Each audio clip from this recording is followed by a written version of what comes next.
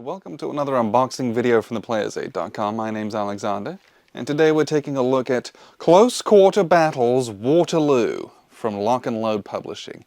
Now this is a very special unboxing. They're very kind to send us an advanced copy of this. So this is, at the time I'm recording this, not something that's available, so coming soon. This is something that hopefully will prime you to look forward to this. Or by the time this gets released on the channel, who knows, it'll actually be available. But we're very grateful for Lock and Load Publishing's support in this, and I think this is a very exciting game and something to look forward to. And that is because this is a two-player hex and counter strategy war game, and it's a Napoleonics game, obviously, but it's the scale. I think the scale of this game is something that I haven't played around with, and that is something that I've been interested in and kind of looking around for. Because a lot of Napoleonics war games are either at like a grand strategic level, where it's conquering the whole of Europe, or it's a specific battle, and you're playing the whole battle and like everything kind of up to and the aftermath of it. But this particular game is a much smaller, closer section within that. It's an action within a battle. So this is a couple of like engagements within Waterloo, and it's at this tactical scale that you don't get at some of the larger scales that the majority of, at least the Napoleonics games I've been exposed to, play at. So, all that to say, let's have a big look. So, we have this nice linen finished box that Lock and Load's doing. See if we can't catch the light so you can see that. Big old box, very sturdy. Oh, and one thing, I did not keep it, but I just wanted to make a big shout out to the way that Lock and Load is now packaging their games. So Lock and Load, they send this. This is within kind of like a white pizza box, and then it's in a mailing box that is then like bubble wrapped and all that kind of stuff. So that extra additional layer of packaging is both very important because this is a very big game, it's a very heavy game, and as such those are the ones that are easier to get damaged in the mail, and they're doing a really stand-up job of putting in, quite literally, additional layers of packaging to secure your game so that it can ship across the country or across the world, and it's going to be much more likely to be in better shape. So a big shout out there. I think that's the kind of underappreciated customer service that companies are looking to offer, and Lock and Load's really kind of doing a stand-up job in that. So maybe that's just one of those industry things that like people don't notice, but like I noticed that, and I just wanted to call that out, that like that's awesome. That's a great practice, and we love that. So the other cool thing that I really like about Lock and Load at the moment, so there's a couple of things actually. So the first thing is we're getting ring-bound rules, and for some people, don't care about that. I love a ring-bound rule set. As long as there's space in the box for it, which in their games there almost always is, I love being able to have this. If I need it out to reference, I can lean it out flat and it's not going to fall apart. It doesn't kind of bow, and you don't have the leaves like blowing over in a wind. I love a ring-bound rule set. It's easy to reference. I can fold it over and make it small without ruining the binding if I'm tight on space. I really appreciate that. So, that being said, we have the core version 1.1 rules, or 1.0 rules. They always give themselves leeway on that, right? So, and we're going to look at this and you're going to like be horrified at the number. It's like 68 pages of rules. Okay, this isn't 68 pages of everyone else's rules. If you were to have written this rule book by any other wargaming company, it would probably be, at best, like a 25-page rule book. If you look at its two-column, how much space there is, and how large the typeface is, now we're talking, right? The font is huge, everything's color-coded, nice and easy and bite-sized, because none of us are getting any younger. Get those reading glasses out, but you need the reading glasses less for a game like this. And they take their time. I think they have done an incredible job over the last, I'm going to say, 5 years. It's probably longer than that, but the 5 years is kind of the way that we've been seeing it, of like reforming how they do rules and moving to ease of consumption. And it might look scarier with a big old rule book, but it's much easier, and like you'll read this in a quicker amount of time than you would read the rules like something of like literally any other game. But It's because it's much more manageable. I just really appreciate the effort that they go into for this kind of thing. So here's the rules, nice full color, and it's got like a thick cardboard outer layer, and then these are kind of regular paper. But it's got all your movement rules, you know, combat rules, breakdown of all the different unit types and what they all mean. Everything you would expect in a rule book, it's all here, nice and easy. We also have the companion book. And the companion book in here has like examples of play, it has orders of battle for the different scenarios that you're doing, and it's all pictorial, which we love. Again, this is ease of use. They're making it as easy as they can for you. It also has historical background in it, the specific game rules. So Close Quarters Battles is a system that they're birthing. Waterloo is the first volume in that system. So hopefully we get more and more and more of that. But this is kind of the scenario-specific rules, plus the scenarios, plus the historical background, plus examples of play. So it's not just, you know, it's more than just, here's the scenario setup. The other thing that that they've moved to, and they did this a while back, but again, still like to call it out, and I think more companies are doing this, pre-round encounters. Love a pre-round encounter. What I also love in this one is, you can see I've got this glare on my table from the gloss that we put on it. These are a non-gloss, these are a matte finish. So that means that you can see across the table and you can see the units. I don't have to like move and shift from the overhead lights that are causing glare on my units. I'm trying to read combat values across the table. Also, if you're like us and you like to take pictures or videos of your games, this is perfect. There's nothing worse than sitting there with a camera going, trying to get the angle without the glare on it. I don't even have to think about it. That is, again, that is a level of like thought and care that they've put into not just the design of their games, but also the production of their games. And again, I love this, right? These are still really thick gray core counters. They're pre-rounded and they're glare-free. I mean, it doesn't get much better than that, honestly. So let's take a look at these counters. So we have a whole bunch of French, I presume these are units on the back. I wonder if those are hidden on this side, and then they reveal themselves on that side. And we've got some British units down here as well. Okay, whole bunch more French units. These ones are mostly dual-sided, although some of these have French on the back. I don't know if that's like a hidden side or if that is something else.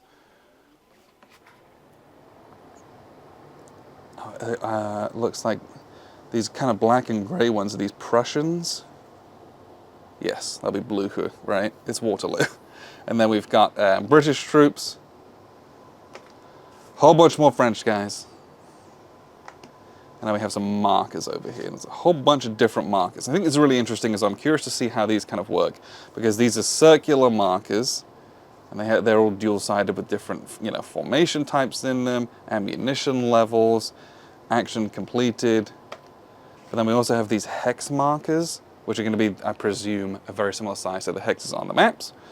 So we're going to have breached a hedge or opened the gate to the farm, right? Objective hexes.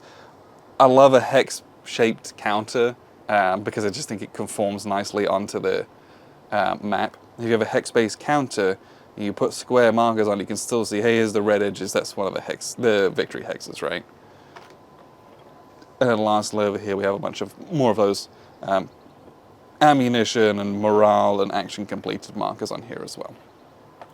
So that's a lot of markers, a lot of units, but again, it's fewer units on a sheet because there's so much space, because there's they're pre-rounded, right? Let's get this out of the way and leave those. We have in the box 2 maps. And here's the other thing the maps provide. So let me open these if I could. So these are card maps. So you can flatten them out, but you might want to use a plexi on these. Only because it takes a little longer for them to stop tinting. But it means they're more durable, right? You can kind of do a whole bunch with them. Some of the paper maps, you just open them and they tear on the corners. I've had that and I hate it. Much harder to do with these. But very bold, very saturated, very crisp terrain and markings they've got on here. Let's have a little zoom in here. So we have the Hugement farm, let's get in, is here, right? Here's the buildings. Here's the formal gardens of it. Here's the hedges, right? So we're gonna have those breach markers going through here so we can open up lanes to get in. But like, normally if you play in a Waterloo game, the farm is like 1 hex. And in this, the farmhouse is like 3 or 4 hexes. So like, this is the scale at which we're playing. It's launching an assault to get over a hedge, you know, through a fence and across a garden into a building. And I just, you know, I've played Civil War games at that scale. I've played, you know, obviously a lot of World War II games at that scale. I don't know if I've ever played a Napoleonics game at this scale like this. And I'm supremely interested to see how it plays, because I think this is a very exciting and interesting way to look at Napoleonics, that's for sure. And here is the other map. I don't think these join together. I'm happy to be wrong about that, but I don't think that they do. I'm pretty sure this is 2 different battles, or 2 different sections of the battle. Let's put it that way, because they're both Waterloo. But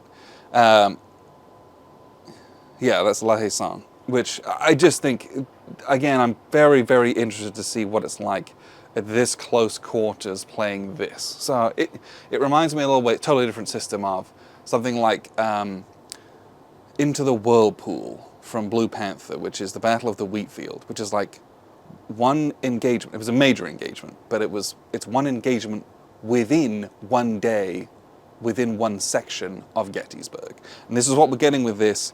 And perhaps there's games that have been done like this before. I don't know of any. So this is very fresh to me, and that's very exciting. So a lot to look forward to. Then we have a whole bunch of card. This card is a little bit glossy here.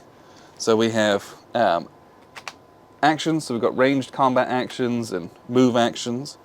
We have some range rifles and combat value totals and combat results. Close for muskets as well. Terrain and counter references. Terrain effects chart. Here's a marksman CRT.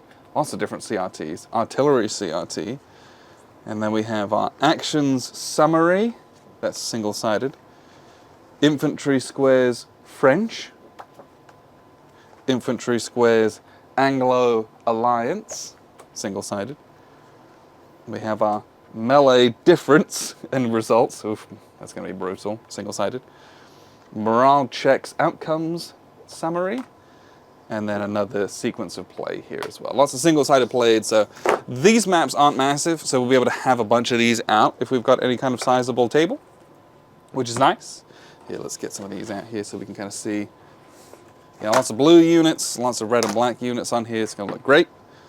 And then we have a couple of decks of cards and some dice. I wanted to show you this because what they're starting to do, and I've noticed this in their last, I'm going to say 3 or 4 games, and it might be more than that, but that's what I remember, is Lock and Load are starting to do these custom inserts. And they are custom because they have different size cards for different types of games. But you have your decks of cards in here and a little slot for your dice. And that's like, they're fully formed in this vacuum formed sheet underneath. You can keep this in, you could get rid of it if you wanted to, but I think this is really nice, especially for shipping, and if only for shipping, that's really nice. But I think you can keep this handy in here, no big deal. Stick a counter sheet or a counter tray in here for the counters, and you've got plenty of space for that. So you get a red and a blue D10, I'll leave those in there. And we have a deck of Anglo-Allied events. Let's see if we can't open these. We have a nice picture of Wellington on the back. And mortal wounds, fixed bayonet. So these all have like an image on them. And they're numerical as well. Fouled. Play this card when an enemy formation has been activated. The barrels of your enemy's weapons are becoming fouled with powder residue. All ranged combat by the activated formation is modified by -1. And it can affect infantry or artillery. So that's pretty nice. So lots of different events that you can play. And we have the French Napoleon deck. Were these very similar? Yes, they look to be very similar. Here, was that the identical one as well? Yeah, I think these are identical decks. just corresponding to each other when it says, oh, you're the French, this happens to the French, or this happens to the English. But I'm pretty sure the makeup of these are very similar, just from a brief look through. Those looked like they had all the same ones in it. But you'll notice, and again, these are all flush in here.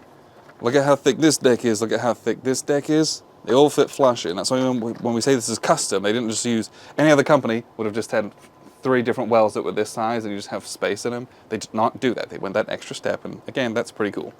So this is our formation activation deck. I presume, but I do not know. So we have French, and then we have Anglo-Prussian Alliance, what we're going to call it. And I don't know if these are going to be separate decks. They are the same on the back, so they might be joined together, but the way that they're packaged is that here's all the French ones, here's all the Anglo Alliance ones. And this is effectively a chit pull style game based on what units you have on the board in the battle at that given time. So you're going to draw one of those. These are the guys who are going to activate. It's these guys. Great. 95th Rifles, sharp. Imagine that. That's great. But that's everything that you get in the box. I'm looking forward to this game immensely. I'm also looking forward to everyone else being able to get a hold of this soon as well. I don't know what the timeline looks like for that, so don't ask. But we're very lucky to have this, and hopefully everyone can get their hands on this sooner rather than later, and we can all enjoy a different spin on some Napoleonics. So appreciate you very much for tuning in. I've been Alexander from thePlayersAid.com, and this is Close Quarters Battles Waterloo from Lock and Load Publishing.